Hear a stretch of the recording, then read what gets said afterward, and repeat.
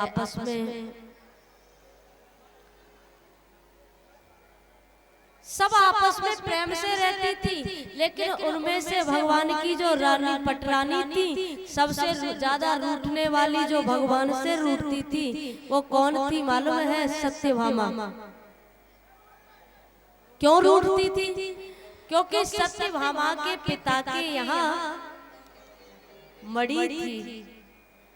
जो बड़े घराने की बेटियां बहू बन करके आती हैं महाराज, वो बात बात पर पति के यहाँ पिता के घर की संपत्ति का तेवर दिखाती हैं। सुनो, जरा सी बात हुई, कहती सुनते हो,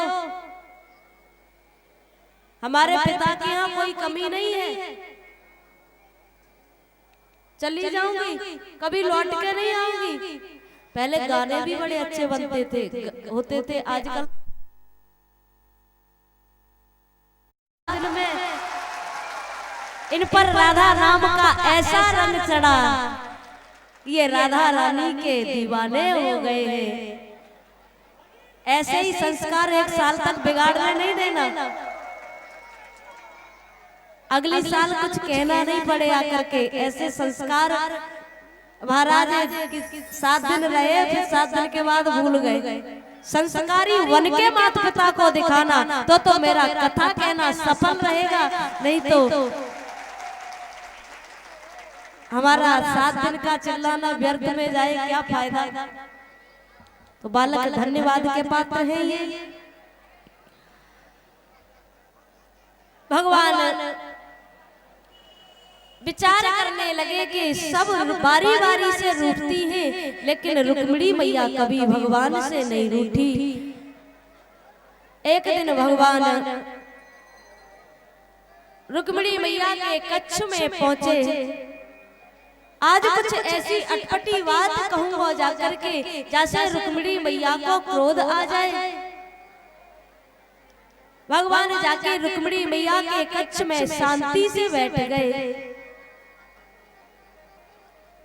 मैया ने आकर के रुक्मिणी मैया ने प्रणाम किया, प्रभु प्रणाम करती हूँ, लेकिन भगवान कुछ बोले नहीं, उदास बैठे हैं।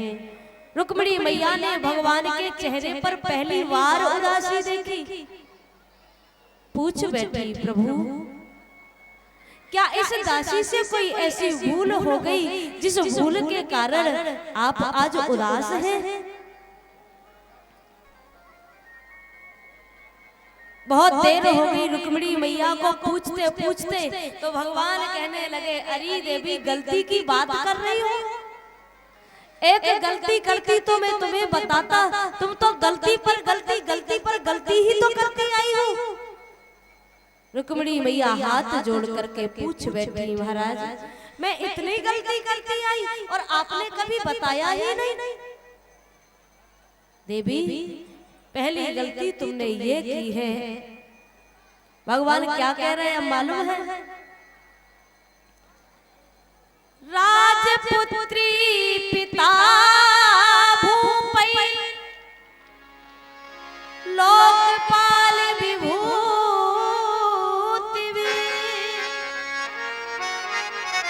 महानुभावै श्रीमद्भि रूप उदार्य बलोर्जितौ। अरे देवी बड़े बड़े राजकुमार तुम्हें पत्नी रूप में पाना चाहते थे, और बड़े बड़े राजकुमारों को ठुकरा के मुझ जैसे ग्वारिये के साथ विवाह किया, क्या मिला तुम्हें विवाह करके? रुक्मिणी मैया कुछ नहीं बोली। भगवान ने देखा शायद क्रोध आ गया होगा, लेकिन अभी भी भगवान ने देखा रुक्मिणी मैया के चेहरे पर क्रोध नहीं, यो की क्यों खड़ी है। भगवान ने दूसरी बात कही है, अरे देवी फिर तुम कहोगी अजी मैं विवाह तो नहीं करती, लेकिन इसलिए कर लिया,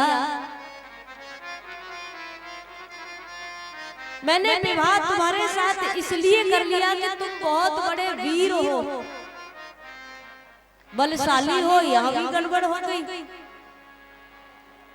क्यों?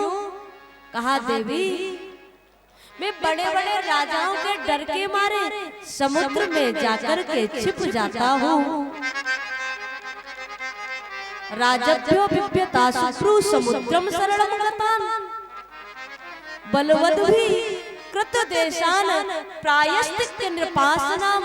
हे देवी, ऐसा जाकर के छिपा कि कभी निकलता ही नहीं हूँ। भगवान प्रश्न पर प्रश्न कर रहे, लेकिन रुक्मिणी मैया को क्रोध आया ही नहीं। तब भगवान ने अंत में कहा, अरे देवी,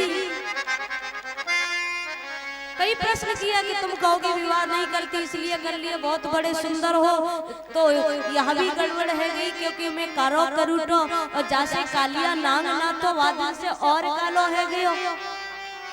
फिर तुम कहोगी विवाह नहीं करती इसलिए कर लिया कि संसार में बड़ी चर्चा सुनी, जिन संतों के पास खाने को अन्न नहीं, रहने को मकान नहीं, वो भिखमंगे साधु महात्मा मेरा भजन करते हैं। रुक्मिणी मैया के चेहरे पर जब कैसे भी क्रोध नहीं आया, तो अंत में भगवान ने क्या कहा जानते हो? देवी, तुम कहोगी कि विवाह तो नहीं करती, लेकिन इसलिए कर लिया। अब कर भी लिया है तो अभी भी कुछ नहीं बिगड़ गया। और ये बात भगवान कब कह रहे? जब रुक्मिणी मैया नाती पोतों की है गई। देवी, अभी भी कुछ नहीं बिगड़ गया। अगर तुम चाहो तो अभी भी मैं तुम्हारा विवाह शिशुपाल के साथ करा सकता हूँ, वो जिंदा बैठा हुआ है। जैसे ही रुक्मिणी मैया ने इतनी बात सुनी, पछाड़ करके जमीन पर गिर गई, बेहोश हो गई। भगवान को आज धन्य है ये रुक्मिणी मैया, जिनके लिए 4 भुजाएं धारण करनी पड़ी। 2 भुजाओं से रुक्मिणी मैया को गोद में बिठा लिया। एक हाथ से पंखा झड़ रहे, एक हाथ से पसीना पोंछ रहे हैं। आज घंटा के बाद जब रुक्मिणी मैया को होश आया, देवी तुम्हें क्या हो गया था? मैं तो ऐसे ही तुमसे मजाक कर रहा था। रुक्मिणी मैया हाथ जोड़ के खड़ी हो गई, प्रभु मजाक नहीं, आज आपने जो कहा वो वास्तविक में सच ही कहा।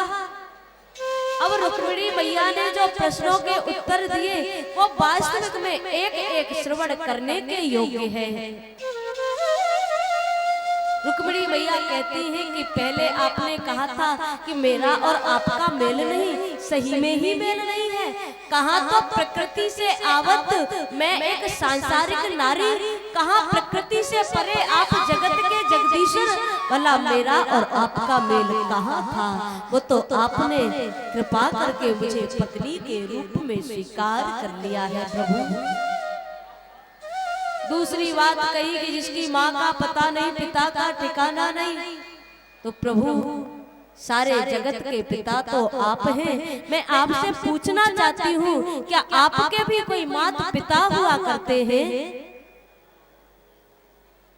तीसरी बात कही थी आपने, मैं जाकर के समुद्र में राजाओं के डर से छिप जाता हूँ। तो प्रभु मेरा मानना है जीव का हृदय ही सबसे बड़ा समुद्र हुआ करता है। जिस हृदय में काम क्रोध लोभ मद नहीं होते, वो भक्तों के हृदय में जाके आप हमेशा हमेशा के लिए छिप जाते हो, दोबारा निकलने का नाम नहीं लेते। काले होके भी आप जग से निराले हैं। और प्रभु आपने कहा था भिखमंगे साधु महात्मा मेरा भजन करते हैं, तो मेरा मानना है कि जिसने आपके नाम का खजाना कमा लिया हो, उससे बढ़कर के दुनिया में धनवान कोई कौन हो सकता है। कबीरा सब जग निर्धना, धन बनता नहीं को।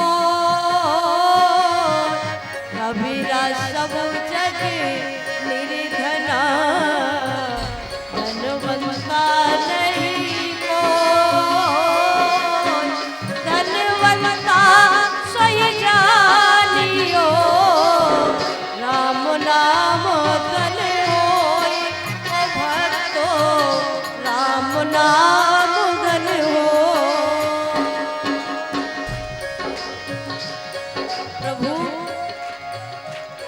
जिसके पास में आपके नाम का खजाना होता है, उससे बढ़कर के दुनिया में धनवान कौन हो सकता है। भगवान ने रुक्मिणी मैया के ये प्रश्नों के उत्तर सुन करके गदगद हो गए। धन्य हो देवी, तुम्हारे भाव को मैं प्रणाम करता हूँ। यही कारण है कि तुम्हारे प्रति मेरा अत्यधिक प्रेम है। श्री सुखदेव जी कहते हैं, राजन, इस प्रकार भगवान ने रुक्मिणी मैया के प्रेम की परीक्षा ली है।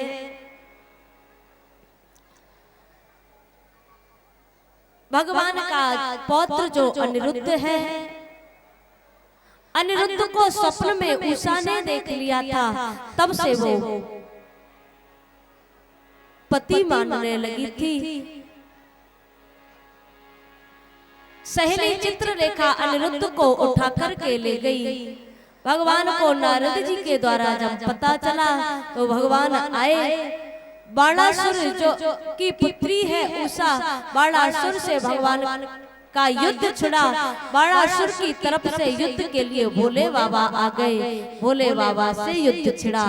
तब भोले बाबा ने प्रार्थना की, भगवान ने बाणासुर की कन्या उषा के साथ अनिरुद्ध का विवाह कराया। श्री सुखदेव जी कहते हैं, राजन, एक विवाह अनिरुद्ध का दुर्योधन की पुत्री लक्ष्मणा के साथ शाम का विवाह हुआ। भगवान की लीला को देख करके विधाता ब्रह्मा जैसों की बुद्धि चकरा जाती है। एक बार नारद जी की बुद्धि चकरा गई। विचार किया, जगत के जगदीश्वर 16,108 रानियों के साथ कैसे रहते होंगे। महाराज भगवान की गृहस्थी को देखने आए। नारद जी जिस कक्ष में पहुंचे भगवान को वही पाए। तब नारद जी 3 महीने तक भगवान की लीला देखते रहे। प्रणाम किया, प्रभु मैं प्रणाम करता हूँ, क्या कहना चाहते हो। नारद जी कहने लगे, प्रभु पांडव राजसूय यज्ञ करना चाहते हैं, आप उस राजसूय यज्ञ में आकर के भाग लें। नारद जी ने समाचार दिया। भगवान इधर आए और भगवान ने आकर के पांडवों से मिले। पांडवों से पूछा, कहो क्या समाचार है, सब ठीक तो हो। तब पांडवों ने कहा, मगध देश का जो राजा जरासंध है वो हमसे बहुत द्वेष मानता है। भगवान ने कहा, तो चलो हम पहले जरासंध के पास ही चलते हैं। भगवान अर्जुन और भीमसेन को साथ में लेकर के गए। जरासंध के भवन के बाहर आवाज लगाने लगे, भिक्षाम देहि। जरासंध निकल के बाहर आया, प्रणाम करता हूँ, कहिए आपको क्या चाहिए, जो चाहोगे जो मांगोगे वही दूंगा। और सुनो, हम पहले ब्राह्मणों को मानते नहीं थे, फिर कब से मानने लगे। कहा कि देखो वो कृष्ण जो द्वारिका का राजा है ना, उसने हमें 17 बार युद्ध में परास्त किया और 18वीं बार मैंने ब्राह्मणों से यज्ञ क्या कराया कि 18वीं बार रण छोड़ करके ही भाग गया। तब से ब्राह्मणों को बहुत मानने लगा हूँ। भगवान को हंसी आ गई। अर्जुन की तरफ इशारा किया, देखा एक बार रण छोड़ के क्या भागा, ये बार बार उसी की चर्चा करता है। और इनकी जहाँ भी पहचान होती है महाराज हंसी से ही होती है। भगवान को हंसते देखा, सुनो सुनो, मैंने तुम्हें पहले कभी कहीं देखा है। भगवान ने कहा, हाँ हाँ तुम्हारे यहाँ तो ब्राह्मण आते ही रहते, तो हम भी पहले कभी आए होंगे। कहिए क्या चाहिए, जो मांगोगे वही दूंगा। भगवान ने कहा, पहले संकल्प करो, मैं जो मांगूंगा आप दोगे क्या। जरा संकल्प करने लगा, आप जो मांगोगे दूंगा दूंगा दूंगा, आज वचन दे दिया। तब भगवान ने क्या मांगा है राजन, अगर देना चाहते हो तो एक ही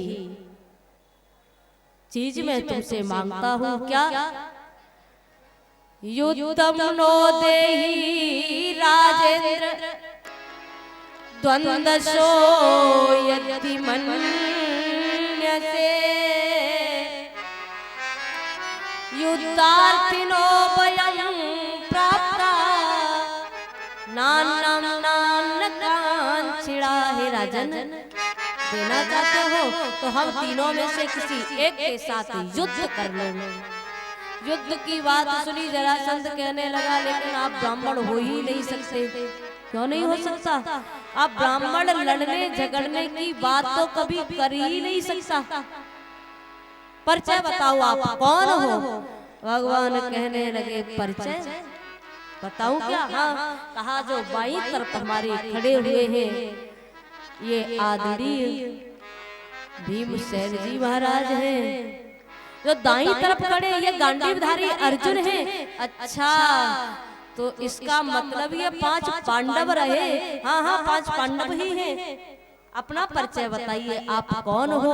भगवान परिचय देने लगे, राजन याद करो, जिसने सत्यवार में युद्ध में परास्त किया था, मैं वही हूँ, तुम्हारा पुराना शत्रु श्री कृष्ण चंद्र, जो द्वारिका का राजा है। कृष्ण भगोड़े कहीं के, एक तो पहले ही रण छोड़ के भाग चुका और दोबारा युद्ध के लिए आ गया। भगवान ने सोचा एक बार रण क्या छोड़ दिया, इसने तो हद ही कर दी। अरे तुम हमसे युद्ध क्या करोगे, पहले ही भाग चुके हो। हम नहीं करेंगे तो इन दोनों में से किसी से कर लो। अर्जुन तो पहले ही दुबला पतला, ये युद्ध क्या करेगा? हाँ, ये भीमसेन थोड़े ठीक ठाक दिख रहे हैं। प्रेम से बोलो जय श्री कृष्ण। भीमसेन का अभिमान से चेहरा फूल गया, देखा हमें ही चुना है। भगवान ने मन में सोचा युद्ध करना, तब पता चलेगा कितने बड़े बलशाली हो। महाराज जरासंध का युद्ध भीमसेन से छिड़ा। कई दिन हो गए युद्ध होते होते। आज रात्रि में आकर के ये भीमसेन भगवान से कहने लगा, प्रभु रण छोड़ करके भाग चलिए। क्या हुआ? अरे प्रभु, मुझसे युद्ध नहीं होगा। क्यों? तब तो बड़ा अभिमान करते थे कि मुझे ही चुना, लड़ो ना। भीमसेन कहने लगे, प्रभु या तो रण छोड़ के भाग चलिए, नहीं तो अकेला ही भाग जाता हूँ। भगवान कहने लगे, सुनो सुनो, भगने भगने की जरूरत नहीं है, फिर क्या करें? भगवान कहने लगे, भीम युद्ध करते करते कल तुम हमारी तरफ एक बार नजर उठा करके देख लेना। प्रिय भगवत प्रेमियों, जो कार्य असंभव से असंभव हो, हमारे करने की क्षमता ना रही हो, तो जाकर के भगवान के पास चले जाना। असंभव से असंभव कार्य भी संभव हो जाएगा। आज युद्ध करते करते जब भीमसेन की नस नस ढीली हो गई, तब ये भीमसेन भगवान की तरफ देखने लगा। और जैसे ही भगवान की तरफ देखा, भगवान ने पास में एक पड़े हुए तिनका को बीच से चीरने का इशारा किया। ये भीमसेन ने जरासंध को युद्ध में उठा करके महाराज दोनों पैर पकड़ के बीच से चीर दिया। अभी सीधा फेंका है, और जैसे ही फेंका ये जरासंध पुनः जीवित हो गया, जुड़ गया। क्योंकि ये जरा नाम की व्याधि से 2 भागों में पैदा हुआ था। अब की बार भगवान ने देखा ये तो गड़बड़ है गई। एक पेड़ से, वृक्ष से एक डाली तोड़ी भगवान ने, बीच से चीर करके उल्टा फेंकने का इशारा किया। भीमसेन, इसे तुम उल्टा फेंको। तब भीमसेन ने जरासंध को उल्टा फेंका और भगवान ने जरासंध का युद्ध कराया है। युद्ध का जरासंध का उद्धार कराया। श्री सुखदेव जी कहते हैं, राजन बहुत संपत्ति को लेके भगवान आए। राजसू यज्ञ की तैयारियां हुई। यज्ञ में सबसे पहला काम होता है दान का, धन का। भगवान ने कहा ये दान धर्म का काम दुर्योधन को सौंपा जाए। दुर्योधन और कर्ण को सौंपा। युधिष्ठिर कहने लगे प्रभु एक तो ये पहले से ही देश मानते हैं और इनको सौंप दिया तो ये चिढ़ के इतना खर्च करेंगे कि यज्ञ बीच में ही रुक जाएगा। भगवान ने कहा युधिष्ठिर घबराओ नहीं, इनके हाथ में एक ऐसी रेखा है, ये जितना खर्च करेंगे उतना ही धन हमारे यज्ञ में आएगा।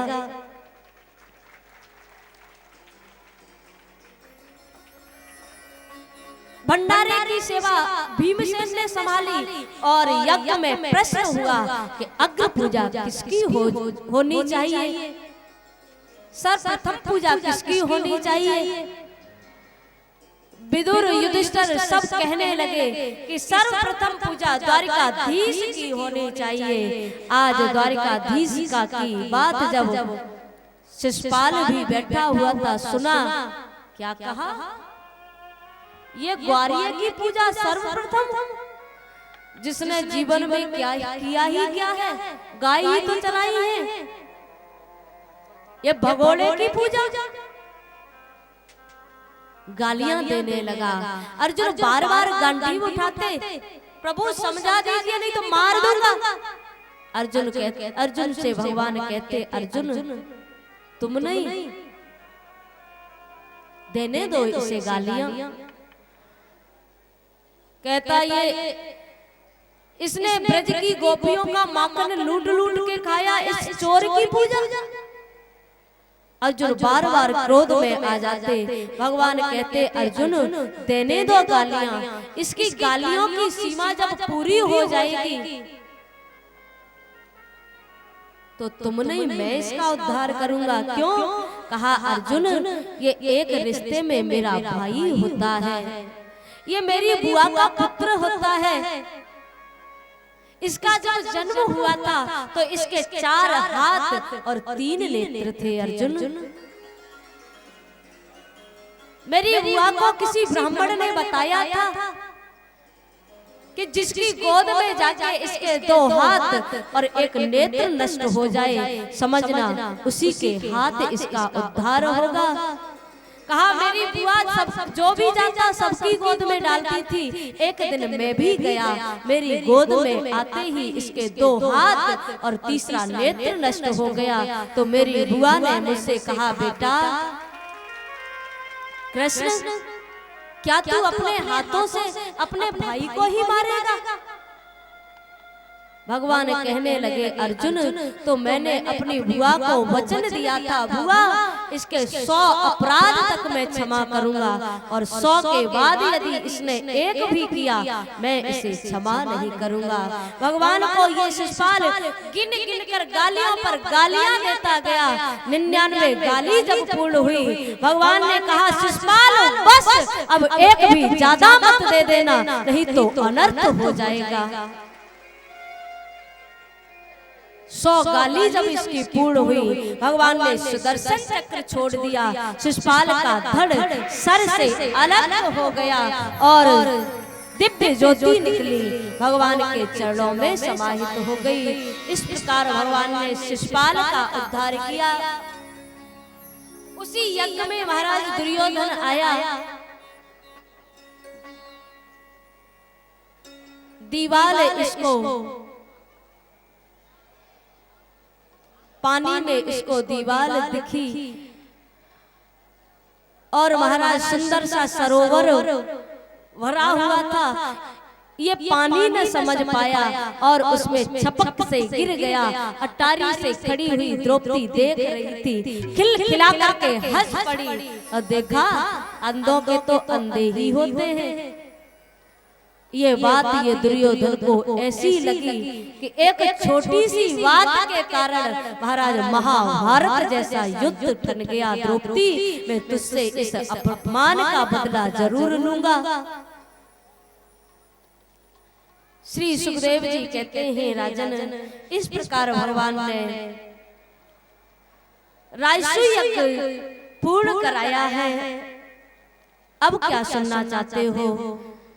श्री परीक्षित कहने लगे गुरुदेव अब कोई ऐसी कथा श्रवण कराओ जिसको सुन करके हमारा हृदय गदगद हो जाए और भक्ति से ओतप्रोत हो जाए। कहा राजन अब मैं तुम्हें भक्त और भगवान की कथा श्रवण कराऊंगा।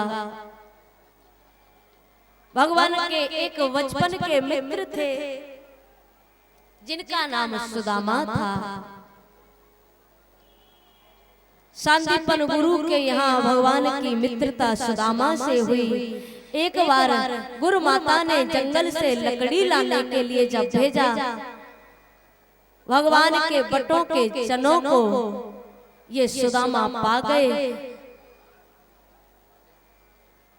सुदामा से दो भूल हो गई जो कभी किसी को नहीं करनी चाहिए। गुरु संग कपट मित्र संग चोरी, या होई निर्धन या होई कोड़ी। गुरु संग कपट मित्र संग चोरी, या होई निर्धन या हो कोड़ी। या होई निर्धन या होई कोड़ी। या होई निर्धन या होई कोड़ी। गुरु के साथ कपट नहीं, मित्र के साथ में चोरी नहीं करनी चाहिए। सुदामा से शायद ये दोनों भूल हुई और इसका परिणाम ये हुआ सुदामा जब चलने को हुए तो भगवान ने कहा मित्र जब संकट आए तो एक बार इस कृष्ण को याद जरूर कर लेना।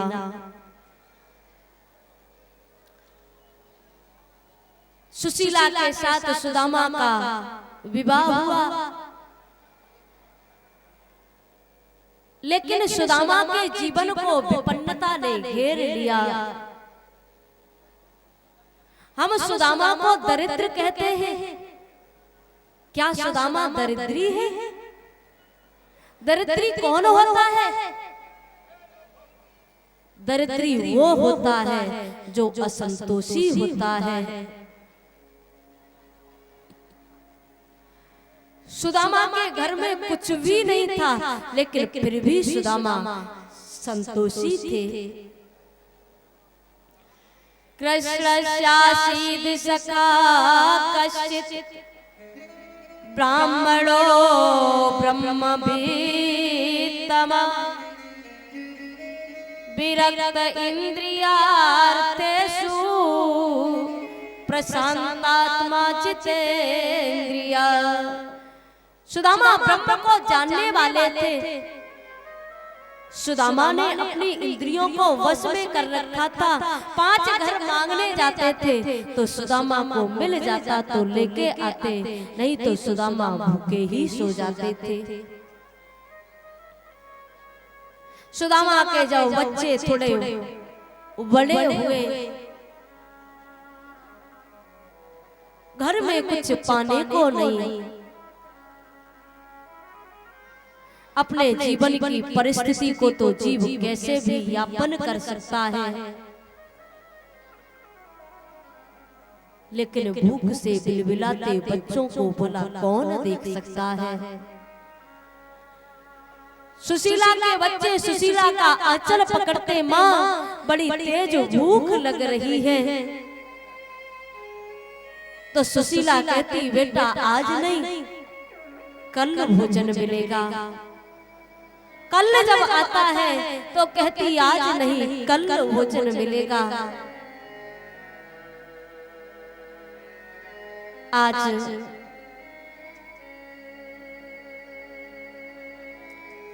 सुशीला के बच्चे माँ से बिलखने लगे, माँ तुम रोज कहती हो कल भोजन मिलेगा कल भोजन मिलेगा, क्या वो कल कभी आएगी भी?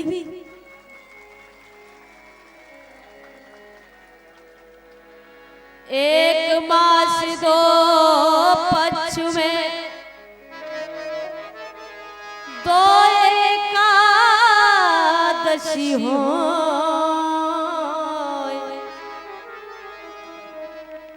मेरे घर तो है हरि नित्य एकादशी हो। एक मास दो